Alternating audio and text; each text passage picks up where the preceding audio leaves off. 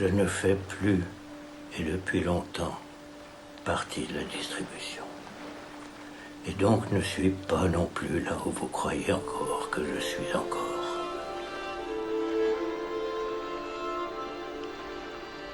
Je déjeune chez Cordelia et partage son silence. Car moi aussi, je n'ai plus mon cœur dans la bouche. Car moi aussi, je n'ai plus mon cœur dans ma bouche.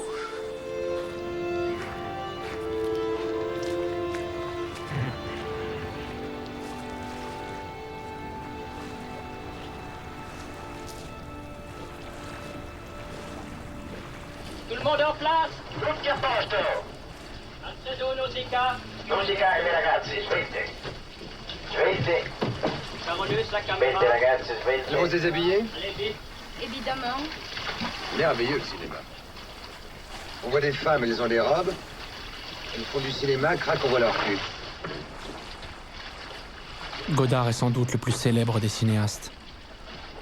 Son nom n'est pas seulement associé à ses films, il se confond avec le cinéma. Tu vois mes pieds dans la glace? Oui, Tu les trouves jolis? oui. Très. Et mes chevilles, tu les aimes? Oui. Tu les aimes mes genoux aussi? Odissea 701 terza. Azione! Avec plus de 140 films, il a poursuivi jusqu'à aujourd'hui une quête du cinéma. Une quête absolue et sans concession, faite de virages, de ruptures, d'utopie et de solitude. Il a emprunté tous les chemins possibles. Il a été tout et son contraire. Qu'on le vénère ou qu'on le déteste, Godard est une légende, et on en a presque oublié l'homme. Et pourtant, derrière la légende, il ne peut y avoir qu'un homme.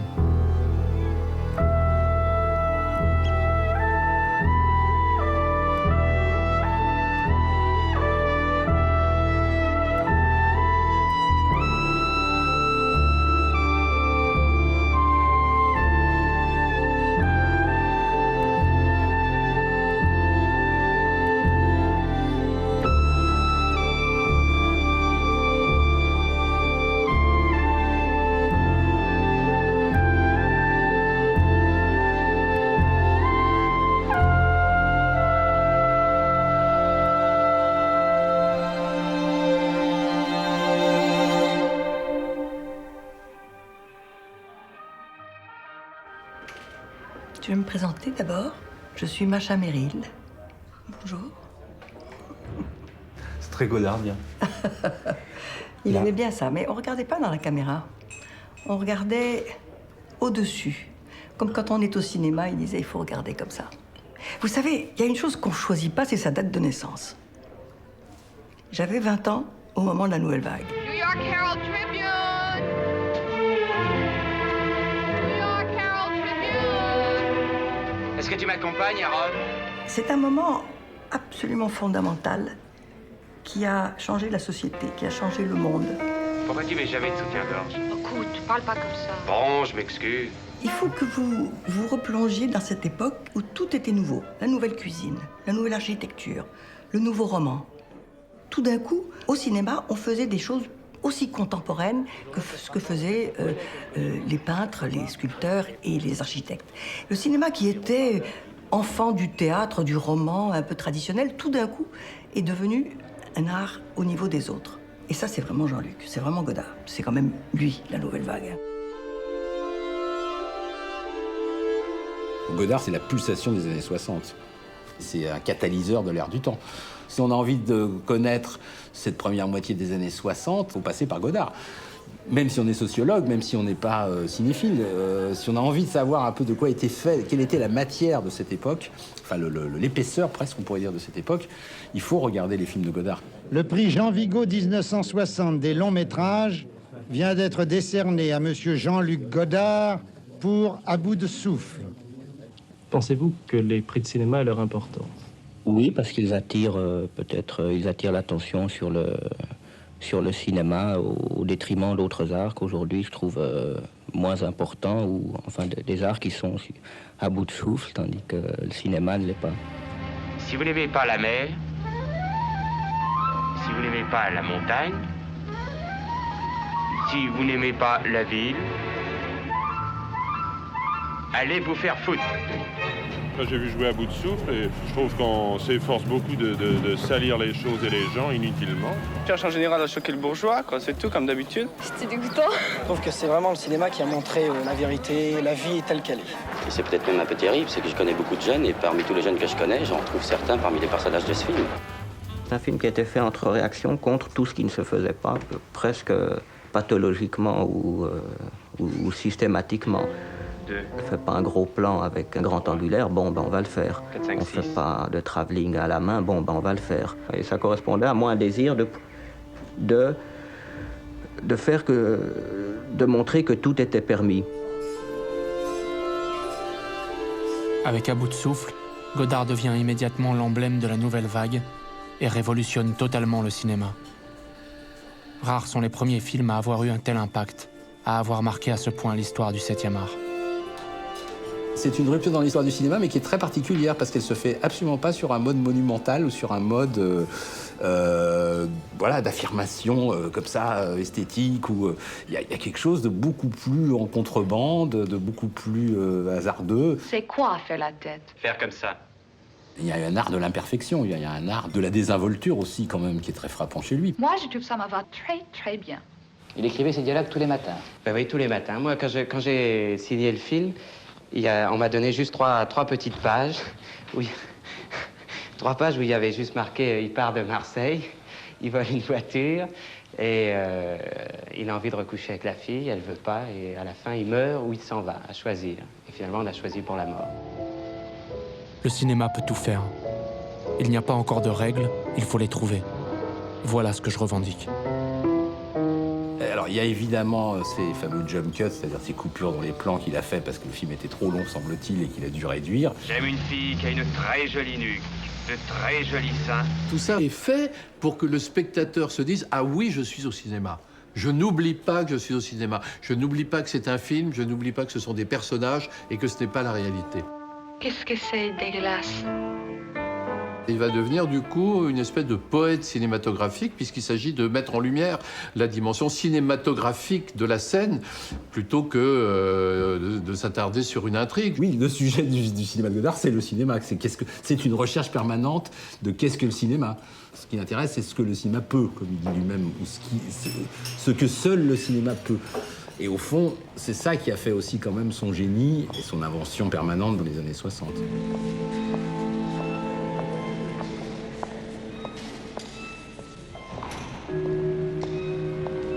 Il a toujours voulu être en dehors. Il a voulu suivre sa pensée, uniquement sa pensée. Il n'a suivi que sa pensée. Est-ce que vous avez l'impression que dans sa jeunesse, il y a eu des choses qui ont prédisposé votre fils à faire le genre de film qu'il a fait? Non, son hérédité des deux côtés, paternelle et grand-paternelle, est une hérédité assez intellectuelle et en même temps très littéraire.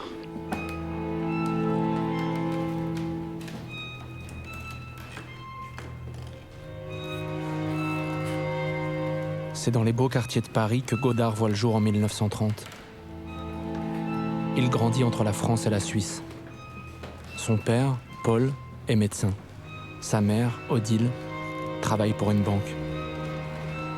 Quand moi j'ai fait Godard par Godard, je lui ai demandé une photo de son enfance. Il m'a dit « je n'ai pas ». Du coup, j'ai pas insisté, il n'y en a pas.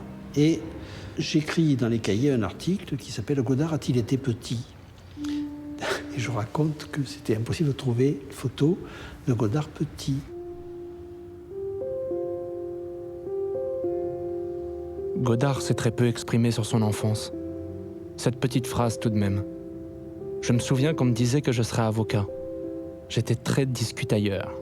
En Suisse romande, on dit « Quel vilain garçon !» Il répond tout le temps. Mon père est très malheureux parce qu'il y a eu une rupture, parce qu'il est parti, parce qu'il a voulu faire du cinéma et que dans la famille, c'était considéré comme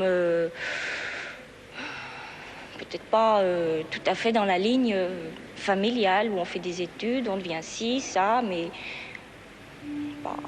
Enfin, c'est considéré comme un artiste, entre guillemets. Et... Il part, hein. Il coupe les ponts. C'est-à-dire qu'il ne reçoit plus d'argent. C'est l'appel du cinéma. C'est un moteur suffisant pour partir. Godard refuse son héritage. Et la rupture avec sa famille est profonde. En 1954, sa mère meurt tragiquement dans un accident. Godard a 24 ans et sa famille refuse qu'il assiste aux obsèques. Eh bien, quand j'étais à la Sorbonne, en propédeutique, la première année de Sorbonne, petit à petit, je me suis intéressé au cinéma. J'ai découvert les ciné-clubs et la cinémathèque. Et peu à peu, j'ai connu au ciné-club du quartier latin des garçons comme Truffaut, Rivette, Romer, Chabrol. Truffaut, on dirait qu'il a 16 ans. Et Godard qui a tous ses cheveux. C'est au début des années 50, sur les fauteuils de la Cinémathèque, grâce à son fondateur, le charismatique Henri Langlois, que s'impose pour Godard et ses camarades cinéphiles l'idée peu commune que le cinéma est un art à part entière. Ce qui m'a toujours frappé, enfin, c'est que la classe cultivée et intelligente n'admet pas encore le cinéma comme un art. On voit encore des journaux écrire des articles qui, en fait, se demandent est-ce que le cinéma est bien un art. Il y avait aussi en lui, de toute façon, une forme de colère. Alors cette colère, elle s'exprimait par quelque chose quand même d'assez particulier dont il faut parler, c'est le fait qu'il volait. Et il était kleptomane. Il volait quand il était un jeune homme, hein, il volait ses amis. Sur ces images retrouvées très récemment, Godard a 20 ans.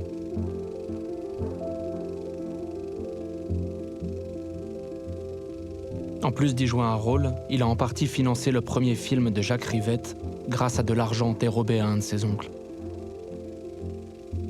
Et du coup, il y a des légendes. Enfin, lui, il les accrédite, selon lesquelles il est parti avec la caisse des cahiers, par exemple. Ou bien qu'il vendait les livres de son grand-père, enfin, des petits trucs de démerde comme ça, quoi, voilà. C'est en devenant critique au Cahier du cinéma que le jeune homme prépare sa révolution. À la rédaction de la revue, les jeunes critiques se sentent déjà cinéastes. Ils ont une idée en tête qu'ils vont imposer au monde entier. À travers sa mise en scène, l'auteur du film est un artiste qui s'exprime personnellement. Pendant les années 50, ils fustigent le cinéma classique de l'après-guerre et veulent mettre à bas, comme l'écrit François Truffaut, toutes les fausses légendes. Pas de création sans destruction. À un moment, c'est aussi une posture politique. Et ça rejoint une idée alors essentielle de l'esthétique godardienne. Godard dit on n'a pas le droit de partir de l'harmonie. Il faut partir du chaos. Et il faut dégager l'harmonie du chaos. Par mon éducation et ma formation, j'ai le goût du paradoxe et l'esprit de contradiction, écrit Godard. Cet esprit de contradiction est sans cesse à l'œuvre chez lui et particulièrement dans le choix de son second film. On reproche à la nouvelle vague de ne montrer que des gens dans leur lit, alors je vais en montrer qui font de la politique et n'ont pas le temps de se coucher.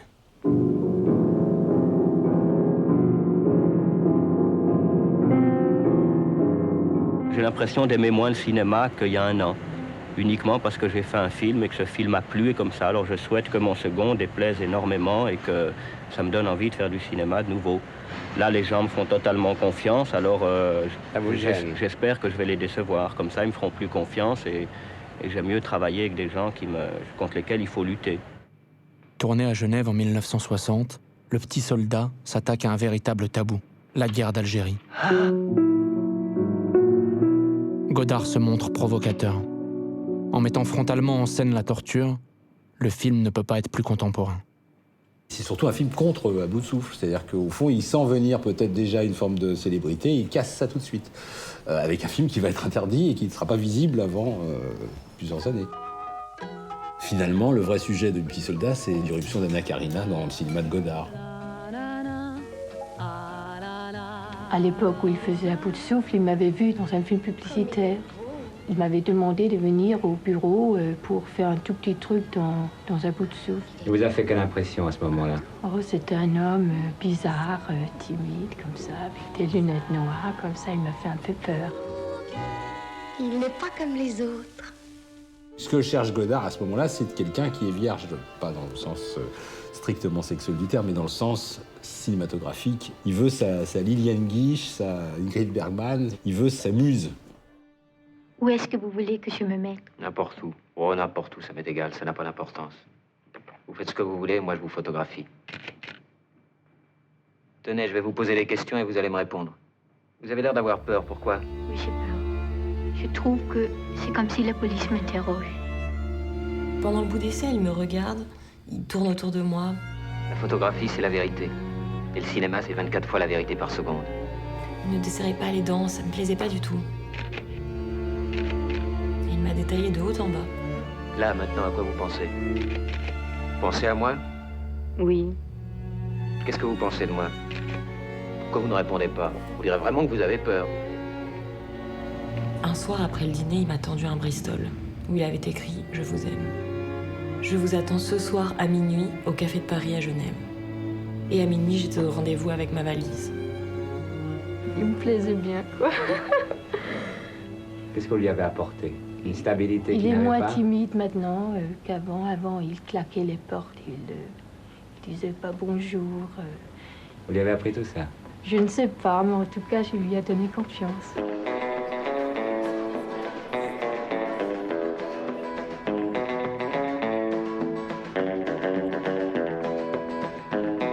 Le mariage a lieu en 1961. Godard fera tourner Anna dans 7 films. Dans la presse, Anna Karina devient la mariée de la nouvelle vague. Ça m'arrive très souvent. Je sais ce que ça veut dire. Je réfléchis avant de le dire pour savoir si c'est bien ça qu'il faut dire. Mais au moment de le dire, pif, je ne suis plus capable de le dire. Une grande passion, ça vous dit sûrement quelque chose. Ça serait dommage si ça vous disait rien. Vous savez qu'il peut rire aux éclats comme personne. Il aime bien faire quelque chose tout de suite. Il dit pas demain je pars pour Rome, il dit dans 5 minutes je prends l'avion et je pars pour Londres. Bon, on va en faire une dernière, c'est tout. C'est très bien, plus on l'a, mieux ça vaut pour moi. Moteur.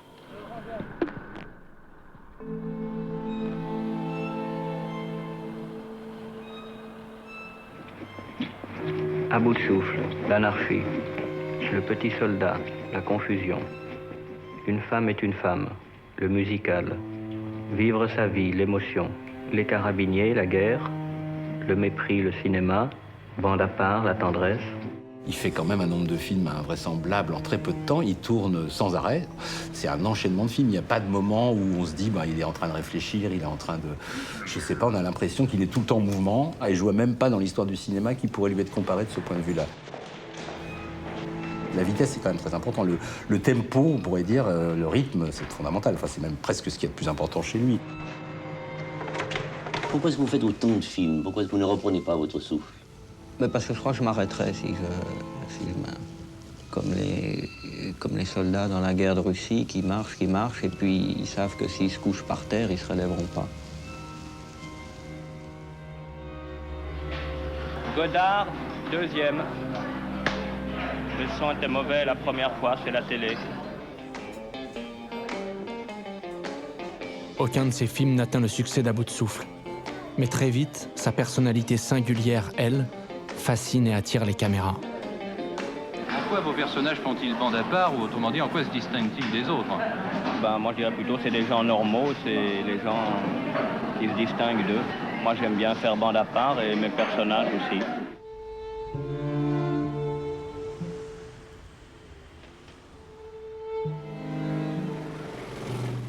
Toute sa vie, il a fait les films et il a fait la légende de son travail et de ses films, jusqu'à maintenant. Des fois, j'entends ce qu'il dit, c'est clair qu'il a toujours adoré créer sa propre légende, où là, il se crée un rôle comme ça, tout à fait unique. Moteur Pierrot, 18 22 première. Sur Pierre le Fou, par exemple, Dans tous les entretiens, il dit « je suis parti, j'avais rien, j'avais mes 2 acteurs, on ne savait pas où on allait », ce qui est absolument faux. C'est un film entièrement préparé. Ça veut dire que lui-même a joué le génie improvisateur. Il y avait le Jean-Luc Privé, qui était un homme très drôle, qui racontait plein de blagues, qui faisait beaucoup d'humour anglais. Et puis Jean-Luc Public, avec un petit chapeau, des lunettes noires, et qui disait des phrases. Quelle est votre plus grande ambition dans la vie? Devenir immortel, et puis mourir. Et qui donc déconcertait toujours son interlocuteur par une phrase bizarre, qu'il déplaçait, qui dynamitait l'entretien. Moi, je suis un peintre qui fait de la littérature, si vous voulez. Je fais de la littérature, mais avec de la peinture. Il avait une nature un peu déconcertante au départ, mais enfin, il a amplifié ça. Toutes ces phrases énigmatiques, Godard les place aussi très souvent dans ses films, en chuchotant à l'oreille de ses acteurs. D'abord, on n'avait pas de texte, on n'avait pas de scénario. J'avais mis une oreillette avec les cheveux par-dessus. Tous les acteurs avaient des oreillettes. Et il nous dirigeait de derrière la caméra. Il disait, alors, à ce moment-là, tu lui dis ces fameuses phrases philosophico, politico, etc. Annie, je suis très prudente pour traverser les rues. Je suis très prudente pour traverser les rues. Je pense à l'accident avant qu'il puisse arriver. Je pense à l'accident avant qu'il puisse arriver. Et que ma vie s'arrête là.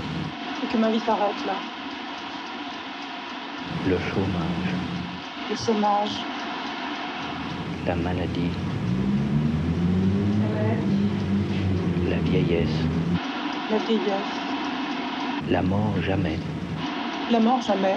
C'est terrifiant parce qu'on est complètement suspendu à l'oreillette et on a tout le temps dans l'oreillette des textes qui sont très très compliqués. Personne aujourd'hui ne peut savoir quelle sera la ville de demain.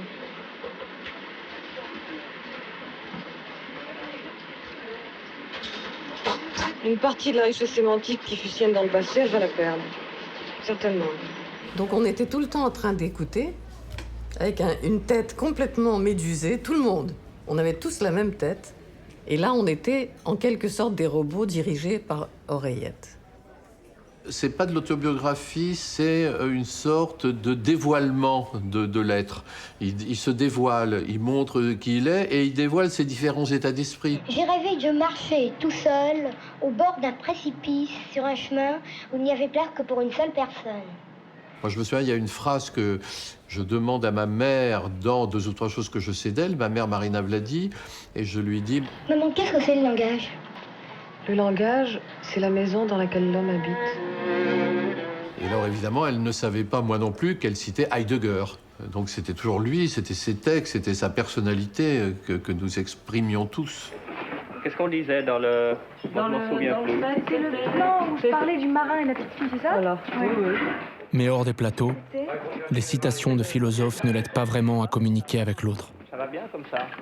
Jean-Luc m'avait invité à dîner une fois dans un bistrot qui ressemble un peu à celui-là. Alors c'est la seule fois où il m'a invité à dîner. Je crois que c'est Coutard qui lui a dit, écoute, il faut quand même que une fois que tu l'invites à dîner. Alors on a dîné, on a commandé un œuf dur mayonnaise et on est resté assez silencieux face à face. On n'avait rien à se dire. C'est parce qu'il est ailleurs. Il est ailleurs depuis déjà un certain temps, quand même. Mais il était peut-être tout le temps ailleurs. Il n'est pas tout à fait parmi nous.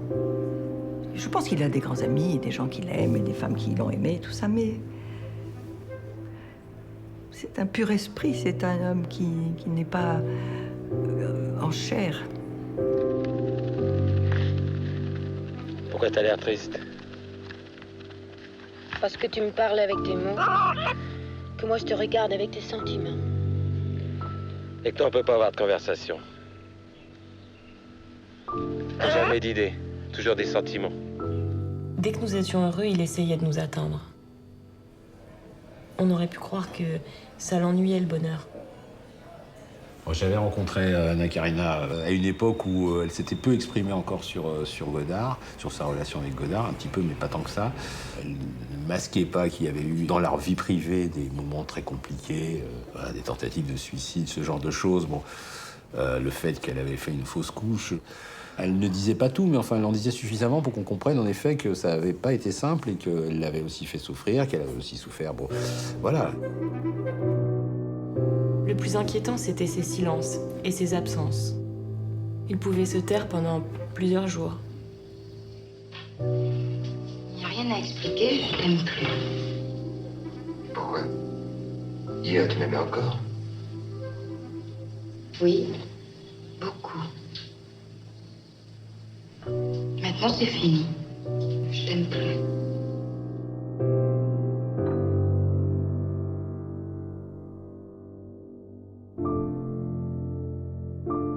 Ce qui concerne Jean-Luc, je crois que ça a été une époque très importante pour moi. Pour Jean-Luc, je crois pas que c'est terminé parce que pour ceux qui ont aimé les films qu'il a fait avec moi, je crois que c'est une chose qui reste.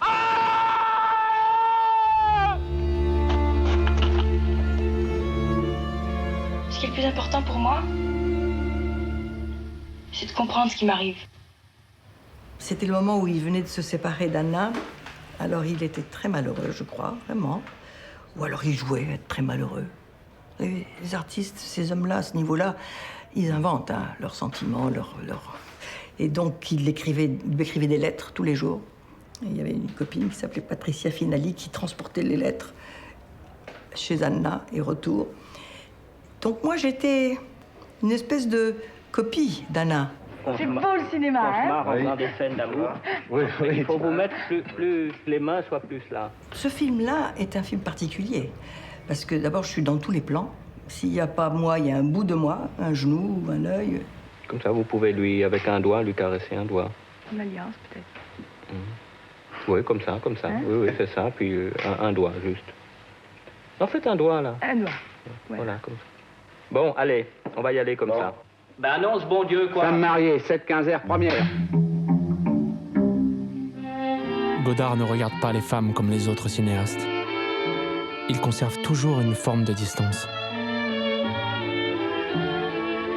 C'est un film calviniste, hein. Il est absolument d'une froideur formidable, mais c'est ça qui est troublant. Il m'a traité comme une planche d'ornithologie. Les résultats du laboratoire sont positifs.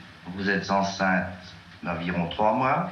Pendant ce film-là, on parle de la pilule, alors que la pilule n'existait pas encore. On se la trouvait en Suisse et en Belgique à prix d'or. Et la fameuse scène avec le gynécologue, le pauvre, c'était un vrai gynécologue, je l'ai bombardé de questions impossibles. Monsieur, j'ai un amant, un mari, je suis enceinte, qui est le père? Alors le type... Et donc, c'était des questions que toutes les femmes se posaient. Il y a cette question de la liberté sexuelle. Elle commençait, elle pointait, on faisait très attention. Et donc, cette question, il a tout de suite compris que c'était fondamental dans la vie des femmes et que si on parle d'émancipation, on ne parle que de ça. Posséder son propre corps. Est-ce que c'est mal, le plaisir physique? Le plaisir physique n'est pas mal, puisque il doit aboutir normalement à cette conception qui est recherchée. Lui qui est plutôt misogyne, hein, si vous me posez la question de sa relation aux femmes, je pense qu'il n'a pas beaucoup aimé les femmes. Il les a vénérées, ce qui est pire, parce que ça veut dire qu'il ne les aimait pas. Mais ça, il a compris. Il a compris que les femmes allaient changer. Il m'avait proposé le Lys dans la vallée, donc quand je suis partie en vacances avant qu'on tourne, je lui ai parlé de l'article sur les femmes qui se prostituent dans les grands ensembles. Et je lui ai dit, est-ce que tu as lu l'article dans l'Observateur? Il m'a dit non, enfin bon, on en a parlé en allant à l'aéroport, parce qu'on se voyait tout le temps pour préparer ce fameux Lys dans la vallée. Et quand je suis rentrée de vacances, il m'a dit, on tourne plus le Lys dans la vallée, on tourne 2 ou 3 choses que je sais d'elle. Et c'est comme ça que ça s'est fait. C'est une fille qui, on la voit le soir chez elle, s'occupant de ses enfants, de son intérieur, etc. Et puis, le lendemain, elle part à Paris, elle fait... un peu de prostitution, comme ça, en passant. Ne regarde pas me déshabiller. Pourquoi? Parce que je veux pas. Dans 2 minutes, vous serez toute nue. C'est pas la même chose. On a fait un scénario sur un fait qui se passait au moment où on a tourné, ça se passait, quoi. Ça se passe aujourd'hui. Godard situe son film dans une banlieue parisienne en pleine mutation. Une fois encore, il capte l'air du temps en pointant du doigt ce qu'on appellera bientôt la société de consommation. Deux ou trois choses que je sais d'elle, c'est vraiment communiste. Là, il y a un engagement communiste. On a tourné à la Courneuve. Il y avait vraiment le désir de marquer un lien avec les luttes sociales, avec une colère qui monte aussi dans deux ou trois choses que je sais d'elle. Là, tout d'un coup, il devient beaucoup plus critique. Et puis il y a quand même beaucoup de choses autour de la guerre du Vietnam qui sont présentes dans le film. C'est plus le même Godard. Tout ce qu'il vit est aussi projeté dans l'art, quoi. La guerre du Vietnam. À partir de Pierrot le Fou, dans chaque film, Godard ne peut pas s'empêcher d'exprimer sa condamnation de l'impérialisme américain. On militait ensemble contre la guerre du Vietnam. Un jour, on était dans un restaurant et un grand Américain est rentré avec ses appareils photo et tout, qui faisait 1m90. Et le petit Jean-Luc s'est jeté sur lui en lui disant « Paix au Vietnam !» Enfin, complètement... Il était vraiment... C'était un révolutionnaire, quoi. On faisait des manifs et tout ça, on était en plein dedans. Tu peux de temps en temps répéter une... C'était pour moi un ami précieux et comme une espèce vraiment de fraternité. Pour moi. Pour lui, apparemment, c'était différent, mais ça, je ne l'ai compris qu'après. Après qu'on ait eu cette sorte de scène à la Godard où il m'a demandé de m'épouser, où je lui ai dit non. Je partais en Roumanie rejoindre un amant. Il m'a dit ne réponds pas tout de suite, tu me répondras à ton retour de vacances. Et toutes les vacances, je me disais, mais qu'est-ce qui s'est passé, enfin? Et voilà. À partir du moment où j'ai dit non, il ne m'a plus parlé.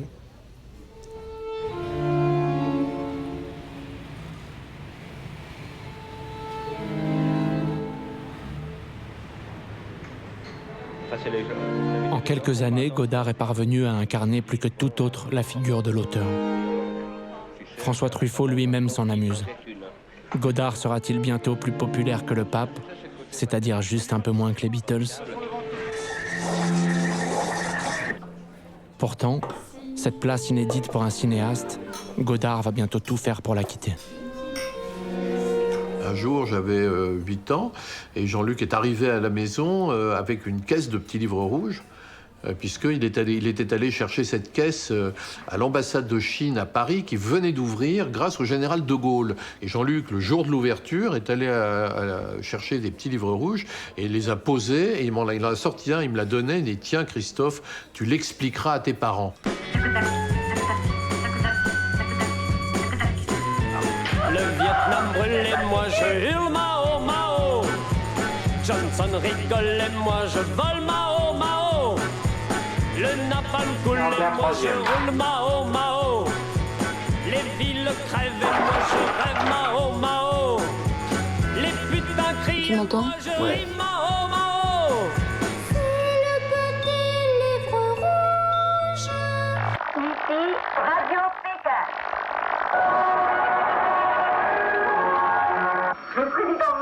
Un jour de juin 1966, j'écrivis une courte lettre à Jean-Luc Godard adressée au Cahier du cinéma. Je lui disais avoir beaucoup aimé son dernier film, Masculin-Féminin. Je lui disais que j'aimais l'homme qui était derrière, que je l'aimais lui. Marie, c'est au début du film, c'est une petite fille. Et à la fin du film, c'est encore une petite fille. Il était fier de m'avoir à ses côtés. Fier d'aimer et d'être aimé par une jeune étudiante, interprète de Robert Bresson en plus. Sur le palier, il y avait une enveloppe qui contenait un livre. Jean-Luc persécuté, de l'écrivain suisse Ramu. Comme il en avait l'habitude, il se servait des livres comme support à des messages. Il avait modifié le titre. Grâce à Anne, Jean-Luc n'est plus persécuté. Le cinéaste le plus prolifique de France, Jean-Luc Godard, vient de terminer un film intitulé La Chinoise, histoire d'une étudiante française qui lit Mao Tse-tung.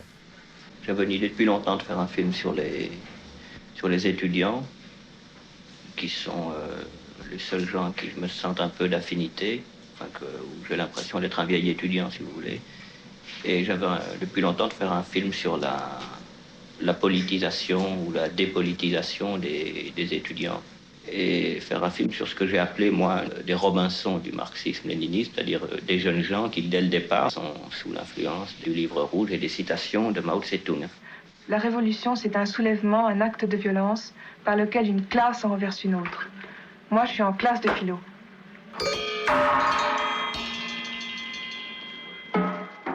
Jean-Luc me contemplait tendrement. Je te charge de me raconter tout ce que tu verras et entendras à Nanterre. En dehors de quelques tracts que je lui rapportais sans les avoir lus, les rares discussions auxquelles j'avais tenté de participer portaient sur Michel Foucault, Althusser et Lacan, considérés comme les seuls grands intellectuels de l'époque. Au moment où il entreprend La Chinoise, c'est en ayant découvert et en décidant de faire un film qui documente l'apparition d'un courant politique qui est l'Union des jeunesses communistes marxistes-léninistes, c'est-à-dire ce nouveau groupe pro-chinois ou maoïste très influencé par le philosophe Louis Althusser. Donc c'est une façon d'utiliser et la fiction et le documentaire mêlés pour chercher comment se situer dans son présent. Du point de vue stratégique, il faut mépriser tous les ennemis et, du point de vue tactique, en tenir pleinement compte. Son coming out politique, c'est la chinoise. C'est la chinoise pour nous, quoi. Il y a une chose inexplicable. Vous êtes contre le capitalisme, d'accord. Vous êtes contre le régime autoritaire. J'ai décidé. De la France de De Gaulle.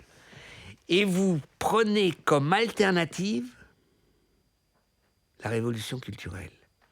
C'est les massacres organisés. Donc, comment expliquer pour Jean-Luc, d'une sensibilité incroyable de phénomènes de société, ait pu s'engouffrer dans ce dogmatisme? Nous étions dans le bleu, blanc, rouge, et une phrase de Mao s'alignait en lettres noires sur le mur du fond. Il faut confronter les idées vagues avec des images claires. C'est valable aussi pour toi, Coutard. Sa radicalisation politique, son engagement politique de plus en plus affirmé, l'incite à aller chercher dans l'histoire des arts, pas seulement du cinéma, dans l'histoire des arts politiques, quelles pensées, quelles expériences artistiques peuvent le nourrir pour réinventer un cinéma politique révolutionnaire, communiste, maoïste.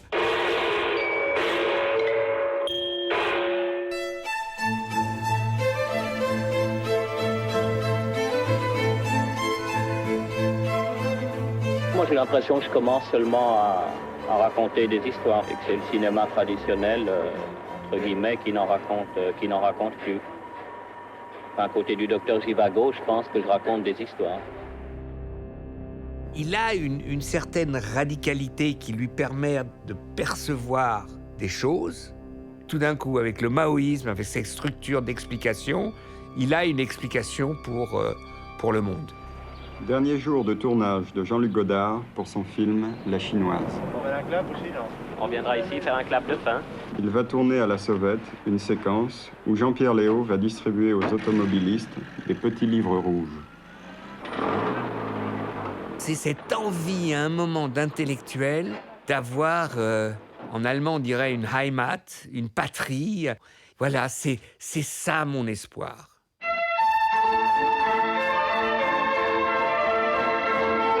Moi, Romain Goupil, inscrit aux jeunesses communistes révolutionnaires, considère qu'il faut condamner Godard pour son film La Chinoise. Il a trahi le marxisme-léninisme.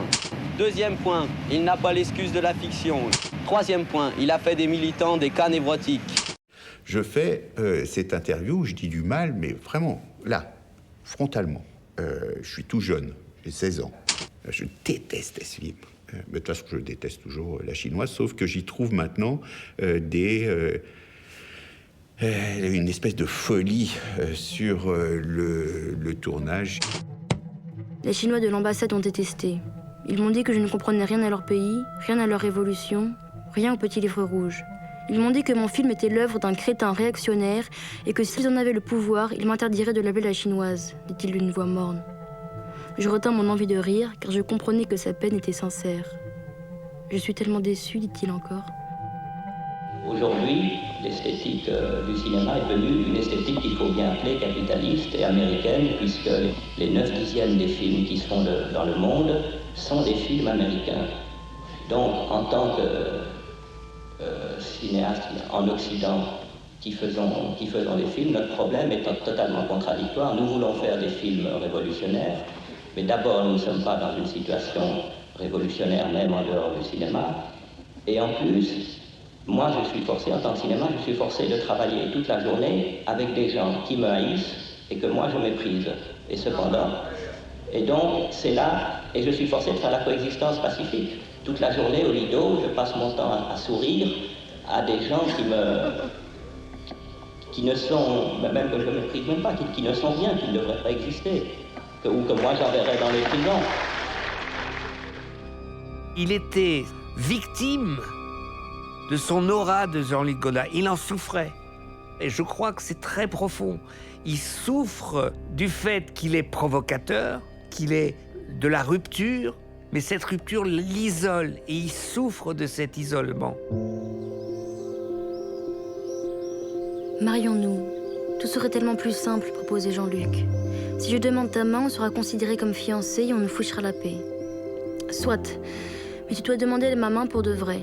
À qui? À mon grand-père? À François Mauriac? Jean-Luc était mignon, mais mignon. Il aurait eu un bouquet de fleurs à la main, que c'était le portrait craché de Buster Keaton dans Fiancé en folie.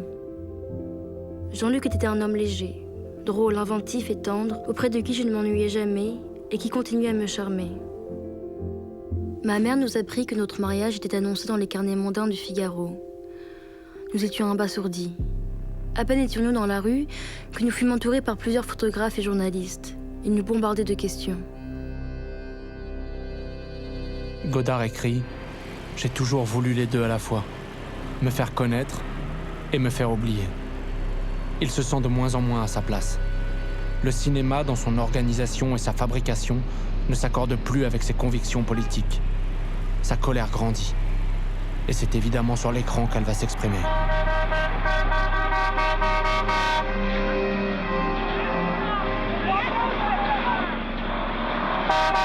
Pour moi, Week-end, c'est le film qui, juste après, dit « Non mais n'oublions pas nos ennemis, c'est la bourgeoisie, ils sont épouvantables. » Et donc, c'est un cri de rage contre le cinéma bourgeois.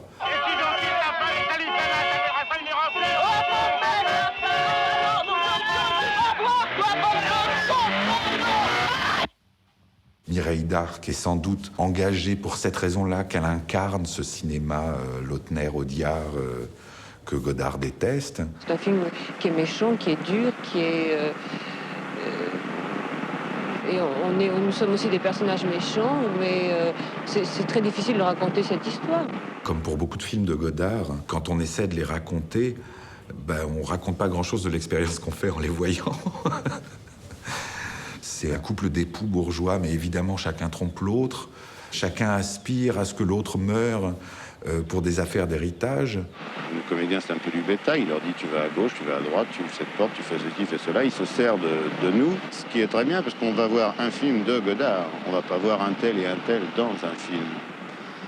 On croit le connaître par instant, mais finalement, c'est très difficile de parler de lui parce que, je sais pas, on sait rien.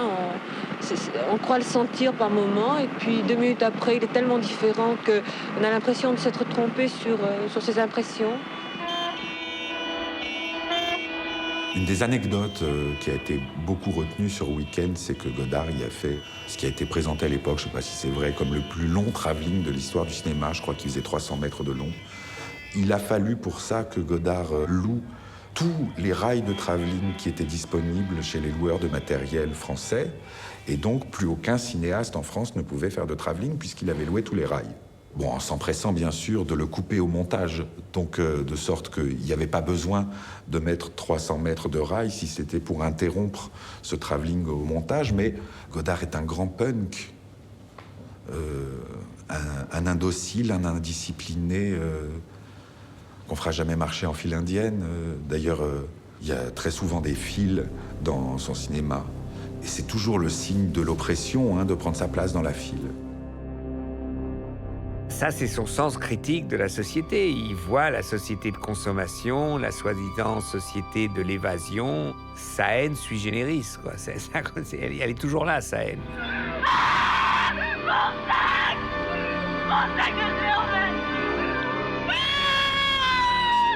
sommes menés par une logique infernale qui nous conduit tout droit à la destruction. Une autre phrase alors qui contredit ça, que j'ai toujours gardée.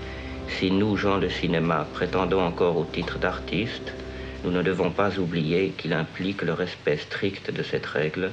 Il n'y a pas de moralité vraie qui ne comporte de résistance farouche à la tyrannie. Comme s'il était une nouvelle fois entré en résonance avec la société, cette résistance farouche à la tyrannie, Godard va très vite avoir l'occasion de la mettre en pratique, en dehors du cinéma.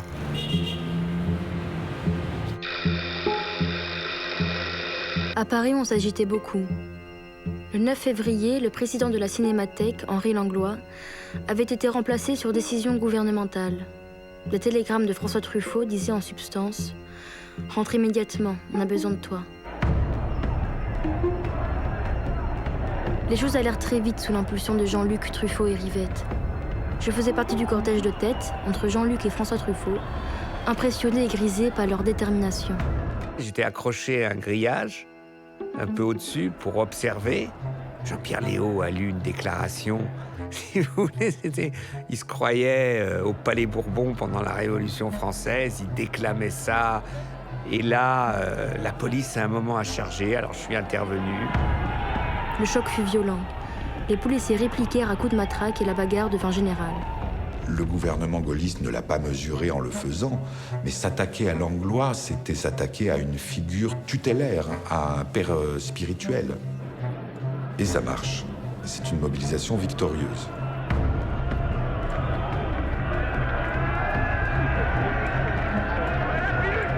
Le 6 mai, des grèves et des manifestations éclatèrent à leur tour dans de nombreuses universités partout en France. Pourquoi que nous voyons cela? C'est-à-dire que, de fait, ici, nous occupons la Sorbonne. Comme cette jeunesse est belle, dit Jean-Luc euphorique. Il filmait l'arrivée du cortège avec une caméra Beaulieu 16 mm. Des inconnus le reconnaissaient et l'apostrophaient. « Alors Godard, tu es des nôtres ?» Alors commencèrent les courses pour échapper aux policiers, durant lesquelles je découvris à quel point j'avais peur. Jean-Luc, à l'inverse, n'avait peur de rien. La violence des forces de l'ordre le rendait comme fou, et la grossièreté de ses insultes en surprit plus d'un. Il ressemblait à un boxeur dans un film noir américain, à un samouraï dans un film japonais. Le festival de Cannes avait débuté le 10 mai, et l'idée de l'interrompre commençait à se répandre. Il s'agit de manifester avec un retard d'une semaine et demie la solidarité du cinéma sur les mouvements étudiants et ouvriers qui se passent en France. La seule manière pratique de le faire est d'arrêter immédiatement toute projection. Je vous parle de solidarité avec les étudiants et les ouvriers et vous me parlez travelling et gros plans. Vous êtes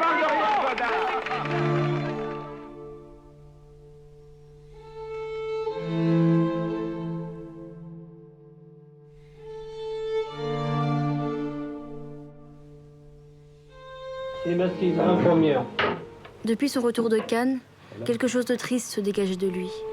Où était passé son enthousiasme de la première quinzaine de mai?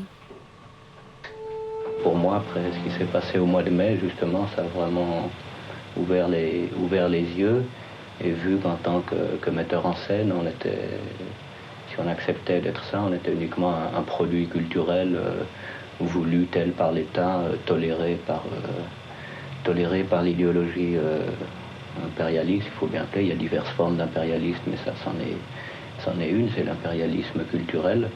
Deuxième clap, Cinéma 6, 3 premières. Alors quelle est la solution? La solution, c'est arrêter de faire des films pour l'impérialisme. C'est si on travaille à l'ORTF, arrêter de faire des films pour l'ORTF ou ne faire que des films que, pour l'instant, ils ne peuvent pas passer. Par exemple, de ne pas, voilà, simplement de continuer à tourner, voilà, de faire ça. C'est une rupture majeure pour Godard. Il part en quête d'un cinéma qui n'existe pas encore, d'un cinéma qui se ferait autrement et qui serait au service des luttes sociales. la conscience constante pour Godard que l'héritage de Langlois, c'est le cinéma est un art. C'est que donc c'est une activité différente de la politique, et si on veut faire du cinéma politique, il faut inventer comment on crée un point de rencontre entre les deux. En juin 68, Godard débute le tournage de ce qu'il considère être son dernier film bourgeois. Sous l'impulsion de Mick Jagger, les Stones cherchaient, improvisaient. Le film s'appelait 1+1. Jean-Luc se retrouvait dans l'obligation de tourner avec eux. Il était catastrophé. Je n'en ai aucune envie. J'avais complètement oublié ce fichu contrat signé. It was only to match two different kind of discourse. Musical one, a political one, maybe a sentimental one, and the only theory was just to put it like that and to see what's happened. And Mao put it very clearly, contradiction is not antagonism. Contradiction is a good thing. And it's from the contradiction then it goes up. 12, take 4. Orgasm is the only moment when you can't cheat life. Je jouais F Démocratie, une jeune femme harcelée par une équipe de télévision qui veut à tout prix l'interviewer. Do you think there's a good way of conducting an interview? No. You think it's a matter? Quand je lui demandais de quoi ça parlerait, il me répondit par cette phrase que je lui avais déjà entendu dire. La démocratie, c'est mourir lentement. And your surname, is it Republic? Non. Jean-Luc, à partir d'un certain moment, ne croyait pas à la démocratie. Non, tout ça, ça ne va pas fonctionner. Et on va de plus en plus vers l'abîme. Democracy. Yes. Jean-Luc veut arriver nulle part. Il veut décrire son désespoir face à un monde désespérant.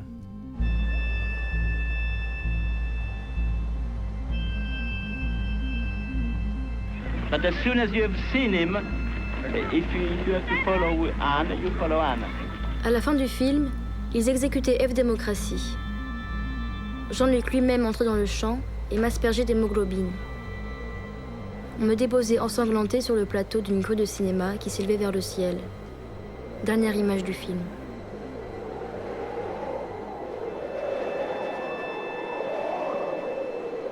La rupture avec son œuvre passée doit être totale et sans retour possible.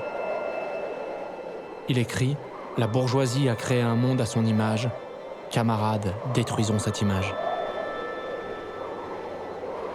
J'ai évoqué une fois, moi, on était tous les deux à bout de souffle, où Pierrot le Fou, j'ai cru que j'allais le perdre. C'est quoi, tu me parles encore de ces merdes, je voudrais que tous ces films disparaissent, pourquoi il y a encore des négatifs, pourquoi ils n'ont pas brûlé le négatif et tout. Il a un compte à régler par rapport à un moment où il pense qu'il a fait des concessions esthétiques. Lui, il dit que c'est des concessions politiques, mais c'est n'importe quoi. Il pense qu'il a fait des concessions dans le récit, dans le scénario, et il lutte contre lui-même. À sa demande, nous étions allés rencontrer Danny Cohn-Bendit chez lui, à Francfort. Ils avaient projeté de réaliser ensemble un western politique. Mais ils parlaient tellement, se coupant sans cesse la parole, que presque rien ne sortait de ce premier entretien. Oui, c'est tout à fait vrai. C'est une histoire complètement barjot et incompréhensible. Je ne sais pas comment j'ai eu à un moment l'idée faire un western avec Godard, un western politique. C'était une idée, c'était un fantasme d'enfant, si vous voulez. Il a trouvé un producteur italien. Donc, on se retrouve à Rome où on discute collectivement du film qu'on va faire.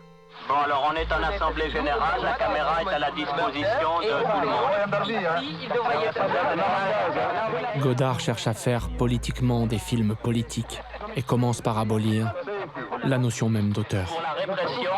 Donc, il a affaire avec une contradiction douloureuse et compliquée, qui est comment continuer de faire du cinéma sans rien céder sur l'exigence du cinéma comme art, l'orienter en faveur des mouvements révolutionnaires en cours et sans être le patron sur le plateau. Faire une assemblée générale parce que l'affaire était encore le meilleur moyen d'en parler. Jean-Luc était un peu perdu là-dedans, il écoutait. Pour nous, oui, c'était un jeu. Et pour lui, c'était sérieux. Ce tournage va devenir un véritable chaos d'affrontement entre les courants politiques auxquels se rattachent. Daniel Cohn-Bendit, qui à l'époque était anarchiste et refusait toute professionnalisation de la politique. Gian Maria Volonté, qui était proche d'un courant un peu hétérodoxe du Parti communiste italien. Et Godard, qui fait débarquer de Paris tous ses amis jeunes maoïstes. Cinématographiquement, rien ne se créait. D'où l'appel en renfort de Jean-Pierre Gorin. Il est très ambitieux, il a envie de faire du cinéma, il a une expérience militante directe que Godard n'a pas. Donc c'est un dialogue privilégié parce que Gorin est d'une impertinence qui ne s'en laissera jamais compter par l'autorité. Et c'est de ça que Godard est demandeur. Donc il est demandeur de ceux qui n'ont pas de problème à le destituer d'une certaine façon. Puisque c'est ce qu'il cherche à faire avec lui-même et avec son propre cinéma antérieur. We know that an image is an image and nothing more. So you have to build the image and to build it politically. That means a complete new process of making films. Et à partir de l'arrivée de Gorin sur le tournage de Vent d'Est, va naître l'utopie de fonder un groupe Dziga Vertov. C'est-à-dire de ne plus signer sous le nom de Godard les films, mais d'avoir un étendard. L'idée étant que Vertov doit incarner un degré de radicalité politique et esthétique supplémentaire. Jean-Luc Godard, c'était un auteur. Ça l'est toujours et il essaye de lutter pour ne pas être un auteur. Et c'est difficile. Donc il faut arrêter maintenant de me filmer, moi, en gros plan, simplement parce que je parle. Qu'il faut également filmer ceux qui écoutent, parce que nous essayons de travailler en groupe. Et que travailler en groupe, c'est un travail politique. On a cessé de parler du cinéma en général. On sait qu'un film, c'est un produit idéologique, que ça s'insère dans une certaine lutte, et on se situe d'un certain côté. Ce côté, c'est celui du camp de la Révolution. Ça dit absolument tout sur notre activité future. Mais Dziga Vertov, là, pour le coup, il m'a raconté. Il monte la table de montage et dit « Romain, on votait pour savoir si le plan allait se monter ou pas. On votait à la majorité. Et donc, si la majorité touche, balançait le plan. » Donc c'est tout le contraire du cinéma. C'est tout le contraire de Jean-Luc. Jean-Luc est un poète. Heureusement qu'à chaque coup, les écueils des films politiques, il les détourne, il est passé à côté, il en a fait des œuvres. Mais il y a une période noire, affligeante, mais maintenant qu'on s'en fout, ça sert de témoignage, c'est tout. On faisait une conférence de presse, car nous étions tous en liberté, surveillés, Le financement de ces films du groupe Dziga Vertov n'est possible que grâce à la notoriété de Godard. C'est-à-dire en suscitant des commandes de chaînes de télévision en Europe, aux États-Unis. Donc il joue sur l'ambiguïté que son nom d'auteur lui donne les moyens matériels de vivre et de faire vivre le groupe et de produire les films qui doivent dissoudre son nom d'auteur dans le collectif groupe Dziga Vertov. Qu'est-ce qu'on est dans quoi, hein, Laure, là? On est dans une situation de répression continuelle. Il faut qu'il aille jusqu'au bout de la folie militante, qui sont donc des films, c'est même pas pour 100 personnes, c'est pour personne. Des tracts, ciné-tracts de 68 au film de Gorin, ils se sont mis dans un mythe du cinéma militant qui est à l'image des journaux militants que personne ne peut lire. Et évidemment, à chaque fois, les commanditaires voient arriver un film politique maoïste et, le plus souvent, renoncent à le diffuser.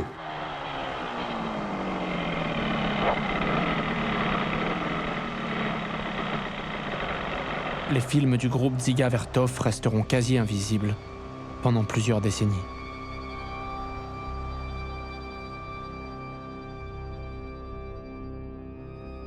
C'était quand il filmait, quand il créait que Jean-Luc me plaisait le plus.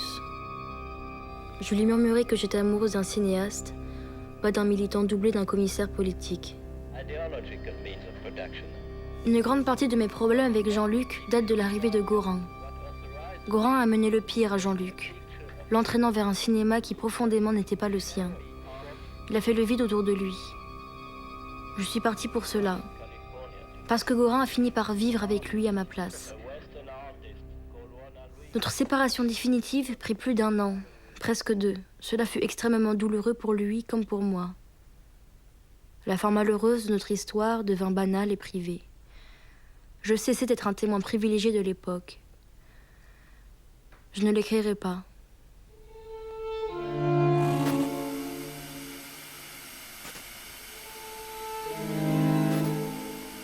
Godard s'est complètement dissous dans le collectif. Il a fait le choix de disparaître. Que devient-il pendant les années 70 ? C'est une question qui revient régulièrement. À l'abri des regards, après le délitement des utopies révolutionnaires, il va trouver le chemin d'une réinvention en remettant tout en question, à commencer par lui-même. À la télévision, ce qui va pas, c'est qu'on est tout seul. Et pourtant, on est trois, toujours à la télévision. L'émetteur, le récepteur et le poste. Et nous en sommes encore à -0. Nous sommes avant la naissance de la télévision.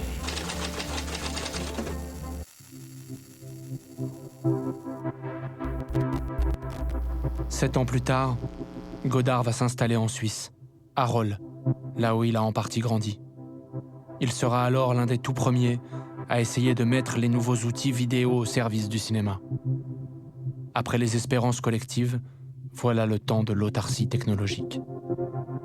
J'ai pas toujours envie de faire ça, j'ai envie à des moments de faire ça, ou ça, mais pas toujours ça. Moi, je fais de la recherche. Je m'en suis jamais caché. Je devrais être inscrit au CNRS, qui a toujours refusé ma demande. Je devrais être payé par Monsieur Chevènement, moi, pour faire du cinéma, qui me donne un budget. Je fais un film et puis je lui rembourse chaque année.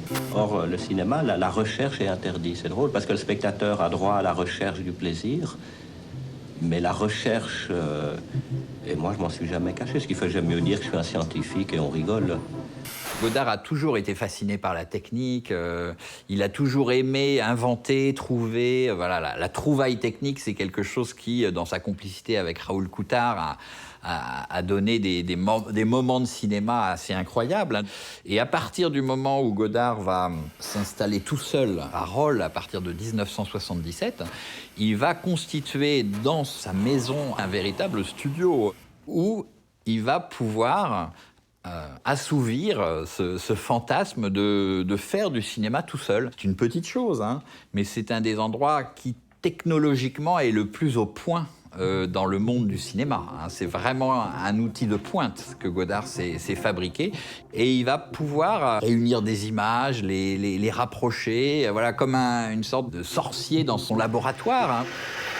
Bah, tu vois, ici, je sais pas, c'est quand même simple. C'est simple parce qu'il n'y a plus de machin, il n'y a que des machines. Machin, machine, tu vois. Moi, machin, relation avec une machine, puis homme, femme, machin, machine. Numéro 2 s'ouvre autour de cet étrange patron, hein, comme il dit. Je suis un patron et mes ouvriers, ce sont les machines. Et je suis au milieu de ces machines et c'est ma manière désormais de travailler. C'est vraiment un moment où Godard s'autorise pour la première fois depuis longtemps à dire « je ». Hein, et c'est ça qui lui permet de repartir, débarrassé de tout ce qui l'empêchait si longtemps de dire « je ». Le jeu est anti-militant. Il y a un type qui s'est appelé Jean-Luc, puis tout le monde lui a donné un autre nom. Les gens ont dit Godard. Et pourtant, il y avait marqué Jean-Luc. Et les gens ont lu Godard. Qui sont les escrocs? Celui qui dit Jean-Luc ou bien ceux qui lisent Godard? Mais avant, pour en arriver là, Godard a fait le choix de brûler une fois de plus tous ses vaisseaux.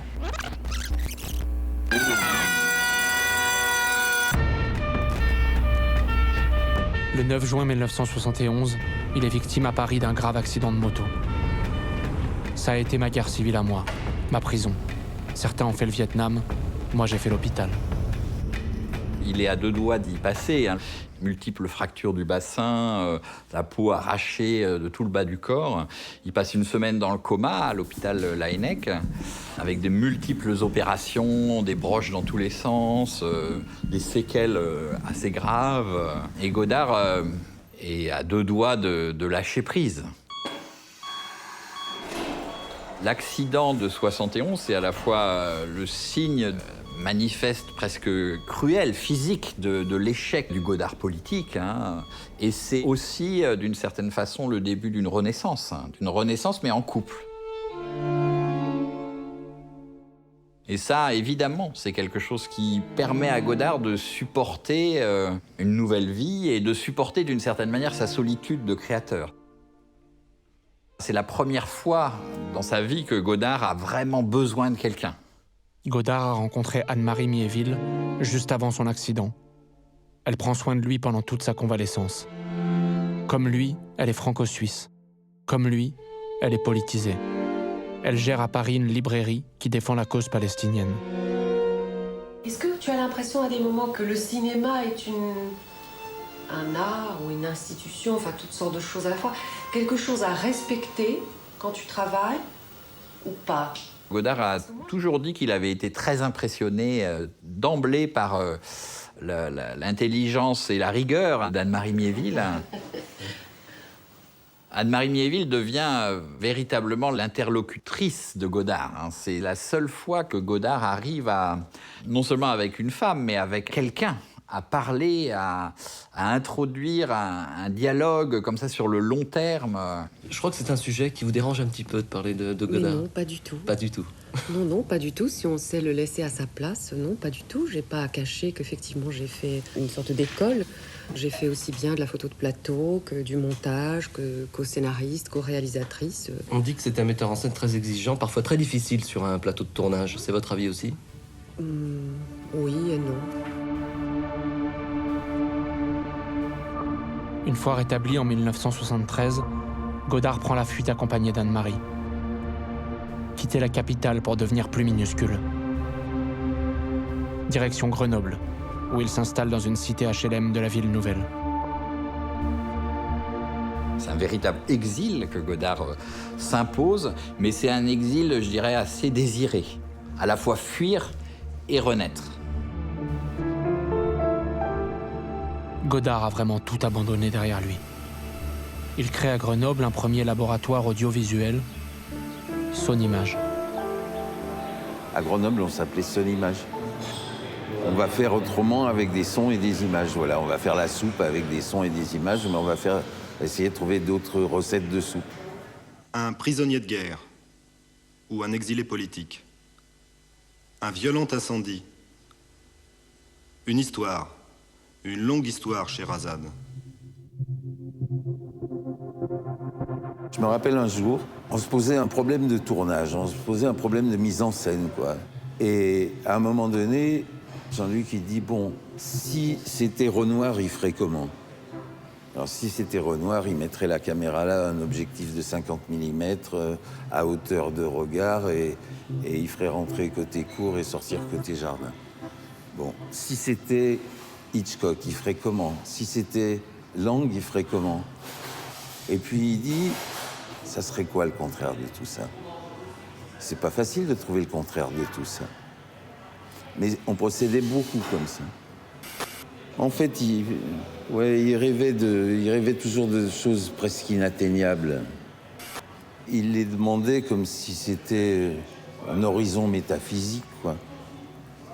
Peut-être que dans un monde parfait, les choses ne s'appelleront pas. On les vivra. Et nous ne serons pas là pour dire simplement on les vivra. Le dernier qui a fait évoluer le langage cinématographique, c'est Godard. Mais sur un plan mixage, table de montage. Maintenant, avec l'audiovisuel, maintenant, avec le magnétoscope, Godard va être le Griffith du cinéma. Toute morphogénèse provient d'un conflit. Morphogénèse, c'est toute formation de forme. Il se tenait au courant de tout le matos qui sortait dans la moindre des boîtes du monde. Les boîtes de caméra, les boîtes de vidéo, Il était abonné à tout. Des fois, il nous rendait chèvres.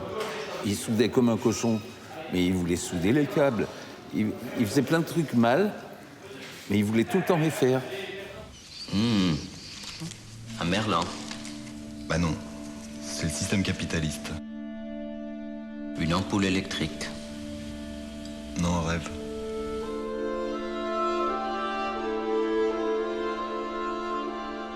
J'avais 16 ans et demi, j'étais enceinte, j'attendais un gamin. Qu'est-ce que vous appelez vieillesse? La retraite des vieux. Si vous faites des images des amis, pourquoi ça vous rendrait pas satisfait? Oui, il m'est arrivé de faire un film sur mes amis. On a flanqué de l'engrais comme d'habitude, c'est-à-dire pas mal. Eh bien, on a récolté à peu près, même pas le quart de l'herbe qu'on a l'habitude de récolter. Les années 70 sont marquées par 2 grandes séries, réalisées avec Anne-Marie Miéville pour la télévision. Godard part à la rencontre de ses contemporains, qui l'écoutent et filment à hauteur d'homme. Il continue à tendre un miroir à tous ceux avec qui il partage le temps présent. C'est clair que j'existe, mais ce sera obscur, parce qu'il fera nuit. Même dans la nuit, ce sera clair pour toi que tu existes. Oui. Est-ce qu'il y a des choses, tu peux me donner des exemples de choses obscures dans ta vie? La nuit. Moi, ce qui me touche chez Godard, c'est quand même une forme de générosité. Par rapport, je dirais, aux plus faibles, souvent, ou aux victimes de l'histoire. Godard n'a jamais été, finalement, du côté des puissants. Il est toujours resté voilà, du côté de ceux qui sont un petit peu les perdants de l'histoire. C'était pas facile de rester avec proche de lui et d'Anne-Marie. C'était pas facile du tout. Parce qu'il fallait la fournir, la contradiction, tout le temps. Et donc, du bout d'un moment, c'est match de foot tous les jours. Oh. Est-ce que parce que je fais des images au lieu de faire des enfants, est-ce que ça empêche que je sois un être humain? Quand on l'a bien approché, on s'aperçoit de tout ce qu'il transporte avec lui de dur, quoi. De blessures mal refermées. Et puis en même temps, moi quand je pense à lui, je repense à son sourire d'enfant extraordinaire. Il a des fois des sourires incroyables. Ou des fois quand on arrive à le faire rire, ce qui n'est pas facile. Alors tout d'un coup, il rit, c'est un vrai rire, quoi. J'adorais son rire.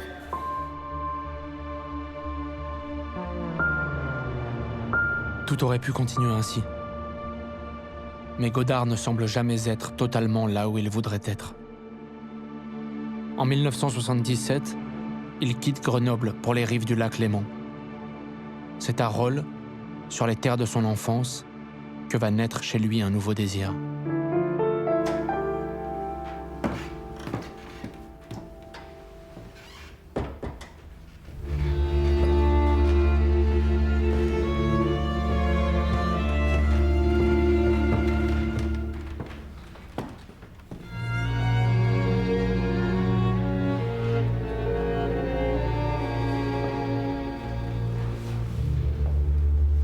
Je l'ai appelé il n'y a pas si longtemps que ça, pour lui dire que je pensais à lui et que savoir comment il allait.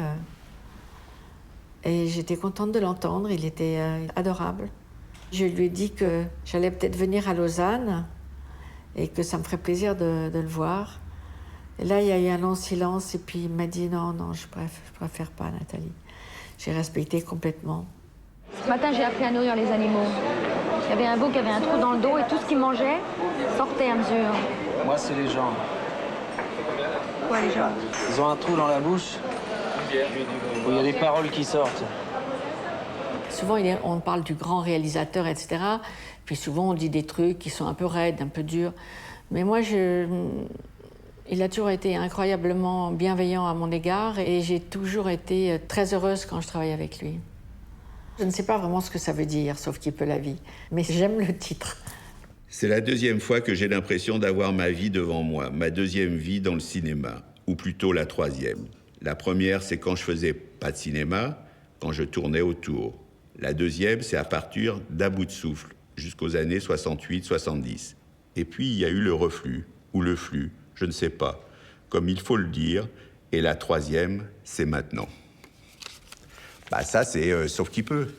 Sauf qui peut Jean-Luc, sauf qui peut la vie, sauf qui peut... Bon, ce qu'il disait. C'est mon deuxième premier film. Il était très peu sûr de lui, en disant « je veux refaire une fiction, je veux travailler ». Il pensait que ça, en fait, que ça allait pas se faire, quoi. Mr. Godard, the word comeback has been used about this film. Does that word comeback offend you, or in any way? You see it that way? In a sense, because I never went away. Maybe I was pushed away, and to me, I'd rather say, well, the reverse of comeback. What is it? Come forth. It's my first movie which is coming out of me. And then it took me almost 20 years to recover myself. C'est parce que je n'ai pas la force de ne m'occuper à rien que je fais des films. Pour aucune autre raison. C'est là le plus vrai de tout ce que je peux dire sur mon entreprise. Indéniablement, Dutronc, c'est lui, il s'appelle Paul Godard, l'acteur. Il dit « Je suis un homme fini », mais en fait, susceptible de repartir à zéro. À cette époque, il revient avec les moyens de la télévision, avec les moyens de la vidéo, avec les moyens de l'image électronique, à des manières d'écrire totalement oubliées en cinéma, dont le ralenti, la saccade, l'arrêt sur image, qui donne tout à coup une image, non pas cinématographique, mais une image de je sais pas quoi, d'autre chose.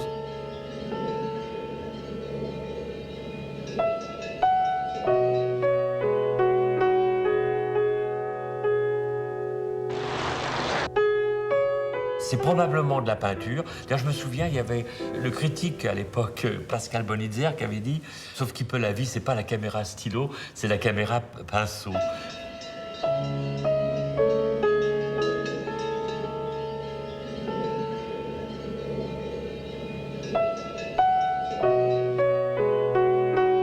Chaque séquence était un petit film. Quand tu prépares un film, tu dépouilles les scènes et après tu organises le plan de travail en fonction de toutes les contraintes. Là, j'ai très vite compris que ça n'allait pas fonctionner du tout comme ça, qu'il fallait prendre une feuille et marquer au maximum ce qu'on allait essayer de faire dans la semaine. Et très rapidement, l'équipe n'avait que ce qui se passait le lendemain. Et encore. Comme toujours avec Godard, quand il y a une date de premier jour de tournage, et en général, on ne tourne pas le premier jour, puis le deuxième jour, on ne tourne pas, puis le troisième jour, on ne tourne pas toujours. Enfin, c'est ce qui s'est passé en tous les cas pour Sauf qui peut la vie. Mais c'était ton programme ou le mien? Et tu réponds, bordel à cul! Ah, écoute, Denise. Mais il va répondre, ce facho! Ah, doucement, hein? L'engueulade, des répétitions, et voilà une scène qui... c'est l'éléphant. Nathalie Baye, l'actrice, est à vélo, dans une forêt, son vélo crève et sort de la forêt un éléphant qui la prend, avec sa trompe, prend Nathalie Baye et l'éléphant sort du champ. Là, on voit qu'on va le chercher avec le cornac et puis le cornac parle à Nathalie pour lui donner les gestes exactement. T'imagines Nathalie Baye, on tourne la scène moteur et il dit « ouais, c'est parfait, ça sera pas dans le film ». Et ça va participer du film. Il ne faut pas que tu le prennes contre le film. À la projection de Cannes pour Sauf qui peut la vie, j'étais seule avec Jean-Luc. Et quand on est sorti de la salle, il y avait des gens qui criaient au génie, mais il y avait des gens qui étaient horribles avec lui et qui le traitaient d'ordure. Et je me souviens toujours, je lui ai pris la main comme ça. J'étais en colère et j'étais très émue. J'avais trouvé ça très dur, quoi. Très dur. Et le film a été mal accueilli et contre toute attente, le film marche. Au fond, c'est un film de théorie pour grand public. C'est une leçon de cinéaste d'avant-garde qui rejoint le cinéma du grand public, ce qui est quand même rare dans l'histoire du cinéma. C'est là qu'il insiste lourdement sur le fait qu'il travaille désormais comme un peintre. Et le cinéma ne se remet pas du passage de Jean-Luc Godard, comme la peinture ne se remet pas du passage de Picasso. En fait, le problème de Godard, comme tous les grands artistes, c'est de faire au cinéma, à son art, quelque chose ce pourquoi il n'est pas fait. Les films, ils se font, les images, elles se font là. Elles se font quand on les voit pas. L'invisible, c'est ça, c'est ce qu'on ne voit pas. L'incroyable, c'est ça. L'incroyable, c'est ce qu'on ne voit pas. Et le cinéma, c'est montrer l'incroyable.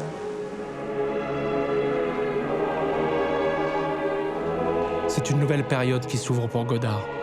Il poursuit ses recherches visuelles et narratives, mais en réintégrant le système de production classique.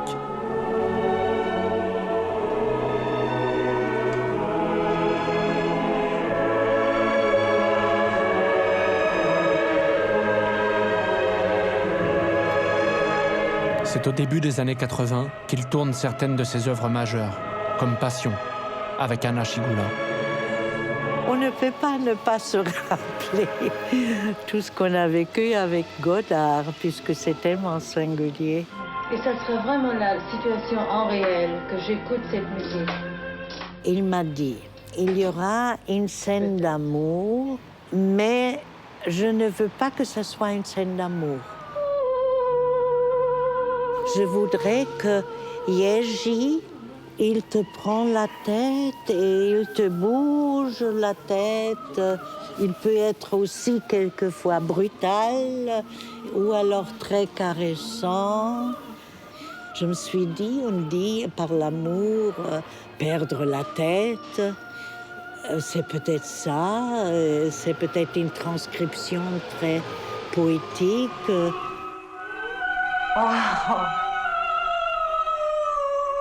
Il part du principe que c'est mieux de ne pas manger tout à fait à sa faim, de ne pas comprendre tout, surtout pas ça.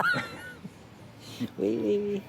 Oui, parce que dès qu'on pense qu'on a compris, une fenêtre se ferme. Moi, je comprends. Moi, je te comprends quand même pas bien. Peut-être c'est pas tellement utile de comprendre. Ça suffit de prendre. Une ouvrière se fait renvoyer par son patron.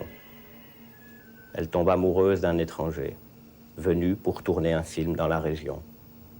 Mais la femme du patron tombe à son tour amoureuse de l'étranger. Et lui n'arrive pas à trouver une histoire pour son film, alors qu'il y en a 50 autour de lui. Il avait l'habitude de toujours se plaindre. Non, jamais personne ne était vraiment avec son film, alors que tout le monde était vraiment avec son film. Alors, il y avait comme des plaies enfantins qu'on sentait chez lui, mais qu'on ne pouvait pas trop... Enfin, jamais j'aurais parlé avec lui de ça. Mais lui, il aime la peine aussi, je crois. Et il aime la sentir, je crois, et il aime la donner aussi.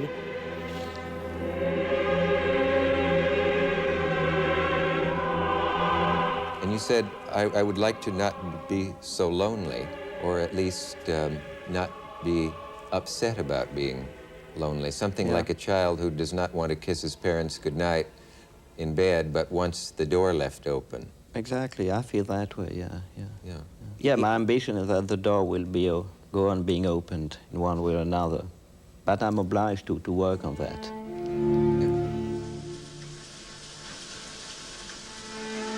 Il est dans un fonctionnement où, de toute façon, on fait le film, ils sont payés, on est ensemble, on est une famille, on mange ensemble, le film est terminé, plus personne demande de mes nouvelles. Plus personne va savoir comment je vais pas. Peut-être vaguement sur le film, une semaine après, si le montage se passe bien, mais tout le monde s'en fout. C'est son fonctionnement, une hyper mauvaise foi. Et donc, il est dans une espèce d'isolement qu'il crée lui-même, qui fait qu'effectivement, les seuls rapports qu'il a, c'est quand il y a le tournage.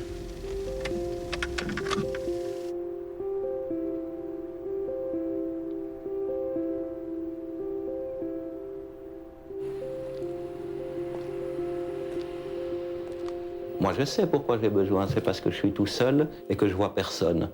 Et que je ne vois que le cinéma pour rencontrer vite quelqu'un.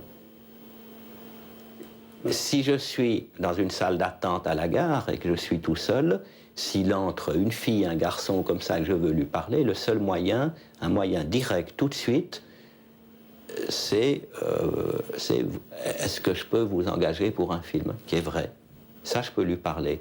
Sinon, je ne peux pas lui parler. Je ne peux pas lui dire qui est ta mère, qui aimes-tu, quel est ton patron, et comme ça. Et du reste, il y a un silence total dans les salles d'attente. On est là. Allô, allô? Je vous entends pas. Ouais, je vous entends, Nico, ouais. Moi alors c'était intéressant parce que le premier film que j'ai fait, c'était avec Godard. J'avais 14 ans.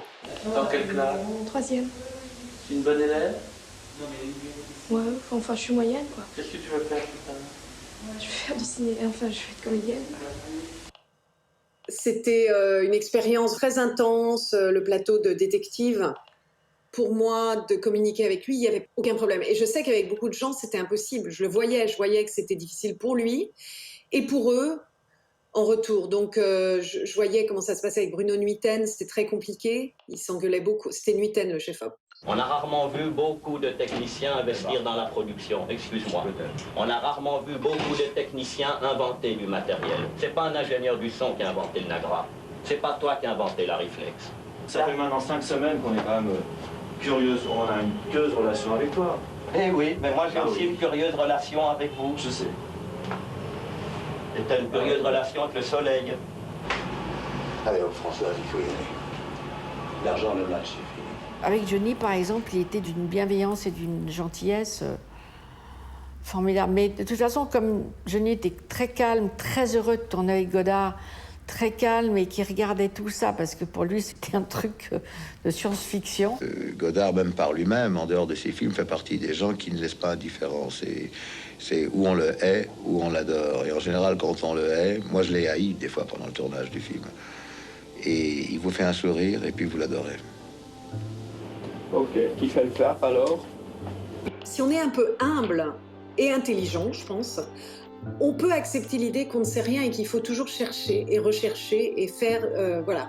Donc lui, il se met dans une position de chercheur et d'étudiant en même temps.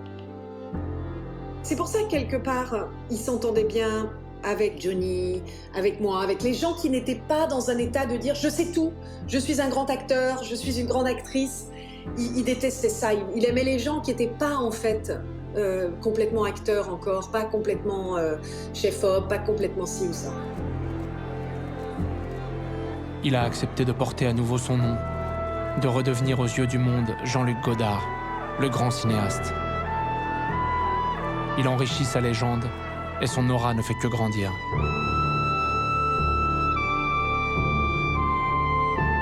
Il joue également dans ses propres films, se donnant des rôles de cinéaste en plein doute ou d'inventeur guetté par la folie. Ces personnages oscillent entre le burlesque et le tragique et rendent poreuse la frontière entre la réalité d'un homme et la fiction que cet homme a fait de sa vie. Ah, très heureux, monsieur Godard. 17 sur 1, 6e. Des gens qui n'ont pas toutes les références culturelles qui sont peut-être nécessaires pour comprendre vos films. On n'a parlé que de références. Mais c'est vous, ça c'est pas moi. Non, moi je saisis votre film instinctivement, mais il me manque tout un background de références que les gens ont autour de vous. Mais il vous manque rien, qu'est-ce qui vous manque? Je vous ai posé Non, dites-moi ce qui vous manque. Mais dans le film. Jean-Luc Godard est considerato un rivoluzionario del cinema. C'est aussi le début d'une reconnaissance internationale. En 1983, à 53 ans, il reçoit le Lion d'Or à Venise pour son film Prénom Carmen. Il faisait des films quand même assez chocs. Je sais que Prénom Carmen, la sexualité, etc., c'était très waouh. Puis il se prenait une tarte à la crème. Une tarte à la crème en pleine figure de la part de quelqu'un qui n'avait pas apprécié la nudité de la Sainte Vierge dans son film « Je vous salue, Marie ». Où se situe Jean-Luc Godard aujourd'hui? Il parlait dans les médias, il allait dans les talk-shows, tout le monde parlait que des anards, des machins, des trucs de folie là. Philippe, n'importe quel texte écrit par je le savais presque par cœur. Ah, cette force, cette violence par rapport au corps. Et c'est comme ça que le jour pas un catholique. C'est comme ça. Si, peut-être. Chaque spectateur qui entre, il dit le titre du film. Il dit « Je vous salue, Marie ». À ce moment-là, on lui donne un billet, il lui donne l'argent. Non, mais j'aimerais mieux parler avec vitesse parce que... Je comprends ça. Je veux dire, parce que sinon, moi, je vais dire tellement de mal de vous que ça vaut pas la peine. Oui, puis ce serait gratuit. Et absolument. Ça serait gratuit, comme vous le dites. Merci. Au revoir. Au revoir. T'as mis du fond de teint? Ah, moi pas, non. Hein. J'en ai naturellement. C'est ma barbe. Il n'y avait pas quelque chose avec Marguerite Duras aussi, il y avait eu, non? Écoute, Jean-Luc, cette infirmité que tu as, C'est peut-être ça. C'est peut-être ça par où tu dois passer. Où il s'engueulait un peu, mais en même temps, il y avait de l'amour, c'était compliqué, c'était bizarre, c'était... Il peut être méchant, mais il y a quand même beaucoup d'amour. Je ne suis pas un être humain. Je suis un être, ou plutôt je suis du verbe suivre, un être humain que je suis. Merci Isabelle, bien sûr. Merci aux professionnels de la profession, comme je l'ai dit. Les professionnels de la profession. Et merci puisque j'ai parlé d'ombre et lumière, aux invisibles. Merci à la standardiste de Gaumont. Il y avait ce truc, on donnait toujours à quelqu'un qui allait mourir le César d'honneur. Et je pense qu'il avait fait courir le bruit qu'il était malade. Je pense vraiment, pour avoir pour se moquer un peu d'eux, quoi. Vous, l'éternel marginal du cinéma, non? Ah ben oui, mais vous le savez, la marge, c'est ce qui fait tenir les pages ensemble. Et je pense que Godard est vraiment un introverti. Comme il a ce truc social particulier, je pense que les gens comme ça sont constamment dans la création. Sinon, ils deviennent fous. Quelqu'un.